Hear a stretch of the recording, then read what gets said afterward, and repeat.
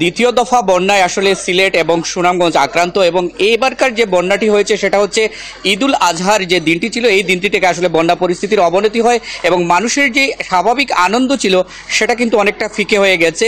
জেলার প্রায় 13টি উপজেলার পাশাপাশি সিটি কর্পোরেশন এলাকার বেশিরভাগ অংশ কিন্তু পানিতে নিমজ্জিত এখনও এবং এখানকার মানুষরা এখনও পানিবন্দী অবস্থায় তাদের জীবনযাপন করছেন। সরকারি যে হিসেবটা রয়েছে সেই হিসেবে আমরা যেটা দেখেছি 8 লাখ মানুষ এখনও পানিবন্দী, যদিও এই পানিবন্দী মানুষজনের সহায়তায় স্থানীয় প্রশাসন থেকে শুরু করে সরকার এগিয়ে এসেছে। তারা চেষ্টা করছে পানিবন্দী মানুষকে সহযোগিতা করার, যাতে করে এই দুর্ভোগ এবং দুর্যোগে তারা একটু ভালো থাকেন।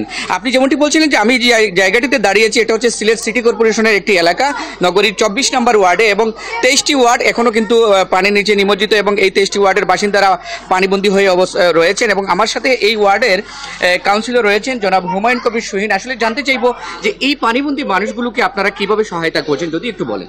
এই বন্যা মোকাবেলায় আমাদের সিলেট সিটি কর্পোরেশনের মেয়র জনাব আনোয়ারুজ্জামান চৌধুরীর নেতৃত্বে আমাদের এই বন্যা পরিস্থিতির মোকাবেলায় আমরা সিলেট সিটি কর্পোরেশনের পক্ষ থেকে শুকনা খাবার, রান্না করা খাবার, তারপরে পানি বিশুদ্ধকরণ ঔষধ, স্লাইন, খাবার স্লাইন, পাশাপাশি আমাদের একটা মেডিকেল টিম কয়েকটি রেডি রাখা হয়েছে, আশ্রয়কেন্দ্র খুলে দেওয়া হয়েছে।